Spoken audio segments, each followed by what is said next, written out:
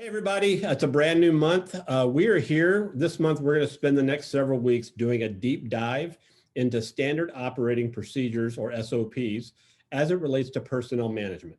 For those of you that run a business where you have employees or a team of some kind, you know that this can be potentially challenging and time consuming if you don't have a good plan in place. So we're going to spend the next few minutes taking you through some of the things that you need to think about in order to create that SOP. Having it organized, having it detailed, and having a very specific checklist to expedite the process of onboarding someone to your team. So gathering all of the information that you need, contact information. Do they have a clear pathway of how to get questions answered? Who do they go to? How do they contact them? Creating this organized, detailed checklist will save you time and headaches, and will save your newly appointed team member time as well, so that you can get right into work. Tax and payment information is probably two of the most important parts of onboarding a new team member, because without the information done correctly, your team member might be responsible for overpayment or underpayment of taxes. They might not get paid on time, which might make them mad at you and consequently quit. It's hard to manage these sorts of things. So when you hire somebody new, you need to make sure that they understand when they're getting paid, how they're getting paid, and for what sort of service. Like, is it based on an hourly? Are they salary? Or is it based on when they complete a job or project?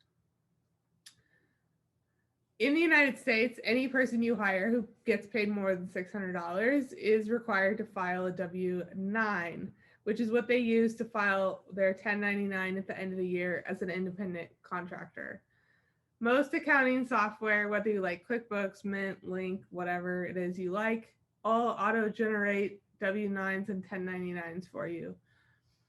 This information that you fill out to complete your W-9 helps your accountant at the end of the year generate your taxes and get ready to file your taxes. So just gathering the important information from your team member is probably the second most important thing you do when you bring somebody on.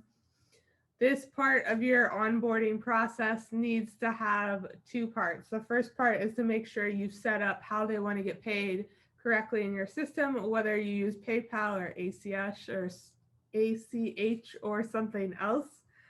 The second step is going over all your invoicing to make sure that your team member understands when they're getting paid, how they're getting paid, and who's paying them.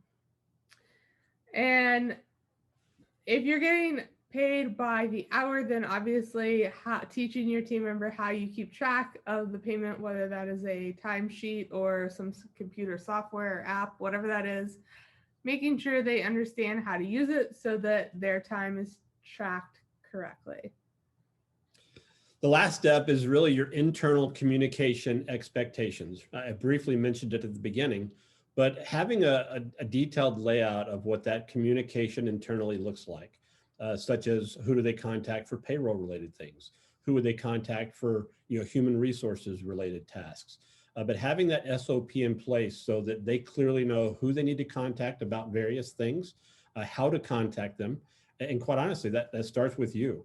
What is that chain of command? What is the priority in order in place so that a new team member knows who to contact for anything that they need? And then the other way around, you know who to contact in order to transmit information through them to your new team member as well.